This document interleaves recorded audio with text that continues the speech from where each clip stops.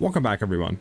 With Helldivers 2 being out for around 2 days now, I've been playing this game pretty hard. I have around 20 hours playtime, maybe a little bit over that 20-hour mark into the game currently. Now, I wanted to do a updated and kind of advanced tip guide as I have a lot more experience in the game, and these tips that I'm going to show you throughout this video just really make the higher, harder difficulties a lot easier and generally makes the enjoyment of the game a lot better, knowing these tips to help you go and destroy some of the harder, tougher enemy types, and really allows the efficiency to do the missions and get your super credits, samples, and medals and other loot a lot quicker. Also, before we get into the video, I just wanted to say I do have a community Discord, so if you guys are interested in joining that, the link for that will be in the description and comment section of this video. We talk about everything Helldivers 2, help each other out, give tips and tricks, and if you guys are trying to form groups, you can do that there as well, and look for like-minded people to go ahead and play the game with. So if you guys are interested in doing that, come on and hop in the Discord. All right, let's get straight into the video. So for the first tip that we have here is you guys should have top priority on destroying nests. Now, the reason for this is because nests will directly impact the frequency and actually the density of the bugs on the map. So meaning basically is if you went out and decided to go ahead and clear as many nests as you possibly can before doing like the main objectives or side objectives, that will result in actually fewer spawns of enemies when doing those objectives and generally when you're just running across the map. This is 100% true up to difficulty 6. I don't know if on the higher difficulties it will change, but I would see, you know, really no reason why this wouldn't be true up until the max difficulty. So 100% prioritize destroying those nests. This way you guys can clear the map easier and more efficiently. And also, you know, you don't have to worry about the enemies spawning and really overrunning you when you're trying to do the main objective. Now, this next thing I actually had no clue about. I did not figure this out until I was actually playing around with the keybinds, and I seen in there was actually a swap camera sides, and I said, hold up, there's no way, right? I got immediately into a mission and tried it, and lo and behold, you can actually swap your camera sides when you're firing. To do so, you want to press down on the D-pad if you're on a controller, or I think it's like mouse button 2 or something like that. One of your side buttons on your mouse if you're on M and K. Now, doing this will swap your camera sides, allowing you to fire, you know, from your left or right shoulder.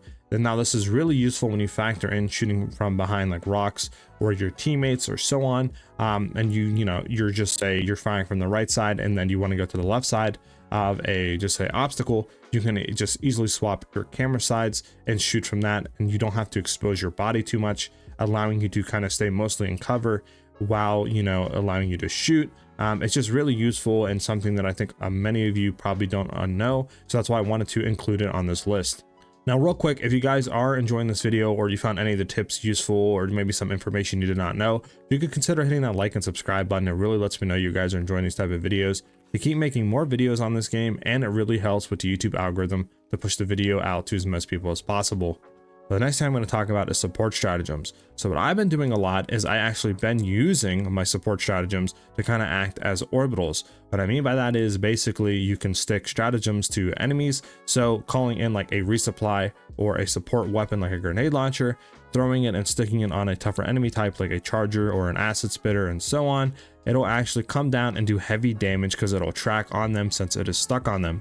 So you can kind of use the support stratagems as orbitals to do heavy damage on enemies. Maybe, you know, your orbital is off cooldown or you don't want to use your orbital if there's just like one charger. You can just throw, you know, like a resupply in to do heavy damage, and it is really cool. I've been using this a lot, and I've not really seen too many other people been using this strategy, so I wanted to throw that in there. Also, what you guys can do that I've seen some other people talk about in the community is running like the EMS strike that does a static field that slows enemies down and stuns them. You can go ahead and use that in to combo it with other stratagems, or even combo it with your support ones like we talked about earlier to do, you know, heavy damage and allow you to stick it easier on that enemy type. Now, while we're on the topic of stratagems, make sure whenever you're calling in reinforcements, you throw them near enemies most of the time. Now, the reason for that is because they will either one-shot them, or if they're tougher enemies like the chargers, acid spitters, and so on, they will do a ton of damage, taking off, you know, limbs, armor chunks, or even killing them if you do damage prior. This is a must-use tip 99% of the time whenever you're calling in reinforcements or resing your dead teammates. So just something to keep in mind whenever you're doing so, as it will greatly increase the effect of killing a large pack of, you know, enemies or killing some of the tougher enemies. So I don't know if you guys know or not, but you can actually drop items. So if you hold down on the D-pad or X on the keyboard, you can actually drop stuff on the ground. So for example, I'm able to drop my supply pack and my grenade launcher. Now this is really useful when you factor in like strategizing with your squad members to go ahead and use different stratagems when going on a mission. So for example, I could say, hey, I'm going to run the supply pack and the grenade launcher, and my teammate could run something else like the jetpack and like the stalwart machine gun, and then we could drop each other the items if one of us wants to run the supply pack or the jetpack or vice versa. So it is very cool when you factor that in, and I think many of you probably don't know this feature was in the game, so that's why I wanted to tell you guys about it and include it on this list. So for the next tip, if you guys want to level fast, I would suggest doing defend missions like this one. You could figure out the defend missions just by saying defend area. The map layout or area is going to be small, plus it'll only have 10 minutes on the mission time. Now doing this on average, it takes around 6 to 7 minutes to complete, but you can get around 200 XP at difficulty 5, and you can also get samples. I think at difficulty 5, when you do it, you're going to get around like 13, I think, common samples you can get from doing defend missions. So on top of common samples and around 200 XP every 6 to 7 minutes, it is pretty quick to actually complete. You only need to kill about 150 enemies to complete the mission, and it is way quicker than doing a normal mission. On average, when I do a normal mission, I take around 20 to 30 minutes to complete it, and I only get around 300 to 400 XP. Now, the upside to normal missions obviously is you can get higher samples, like the rare samples and so on, the higher the difficulty you go to. But if you're just trying to target farm XP and some common samples, 100% doing defend missions are going to be the best way to level. As you can see, it's just quick, it's easy. You get the XP and get out, and you're able to do so many more of them. Compared to only being able to do, you know, one mission every 20 to 30 minutes, getting 300 to 400 XP. You can do a mission every 6 to 7 minutes and get 200 XP. Now make sure you guys are on the lookout for the blinking beacons. You can see them pretty easily. They're going to be like gold beams blinking in the distance. Basically, if you go there, you can have the chance of getting samples, medals, I think even like super credits and other loot. And by far, they are the easiest way of actually getting that. Now make sure also whenever you are clearing nests out to check for samples. That's another good way of getting samples as well. There aren't going to be really like out there. They're going to be kind of hidden. So just go around and check the back of the nest and stuff like that, and kind of take a minute or two to clear it out. On average, I get a few samples per nest, so they're a really good way as well of actually getting that resource to get some of the, you know, later game items and stuff. So just make sure you take a few minutes to check the nest whenever you clear them. Now, a really good way to actually find all these side objectives, the caches, you know, and stuff like that is actually if you see a satellite tower, make sure to do this objective first or as quickly as possible, because once you do it, it'll unlock and show all points on the map to like visit, you know. So it's a very good way to go ahead and do that, and then figure out where you can go to do these side objectives, where the caches are to get the samples, you know, medals, super credits, and so on. So just make sure that you try to prioritize that first whenever you land in an area if you do see the satellite tower. If you do happen to be doing a mission or you drop in and you see a ton of fog, make sure to just take a moment and scan. You're going to be looking for basically a giant like mushroom tree.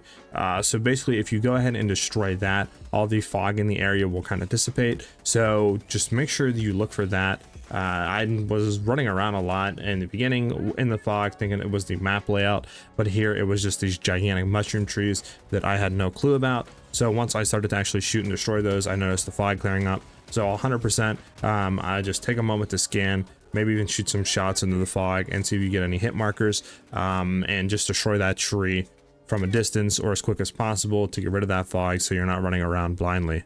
So I know in my last tips video, I said it's better to shoot out all your ammo before reloading, and that's partially true. Yes, it is true to shoot out all your ammo before reloading, but you also want to make sure that you're not emptying the whole mag and then reloading. The reason for that is if you shoot out the whole mag and then reload, it's going to take a long time to reload, and you got to go through that whole reload animation where your guy, you know, puts the mag in, racks the bolt back, and does all that. Whereas if you just made sure you shot and you kept, you know, 1 to 2 ammo in your mag and then reloaded, he'll throw the mag out, put a brand new one in it, and you won't have to go through that whole other animation of him actually racking the bolt back. You don't have to go through the full animation of reloading, and you're actually able to shave off like a second or so to shoot and actually kill the enemies, which allows you to have way better uptime on shooting and allows you to keep that constant pressure, you know, on the enemy or whatever that you're actually firing on. But yeah, that's pretty much sums up the 10 advanced tips that I got around, you know, that 20-25 hour mark that I have in the game currently. It's just some really useful tips that are really helping me out in the game and the higher difficulties, and something that I think that every player that is playing this game should know about. I hope that this video, you know, was helpful, like I said earlier in the video, and I hope that you guys found some tips that you can go ahead and apply in game. Hope you guys have a great rest of your day or night, depending when you're watching this video, and I'll see you guys in the next one. Peace.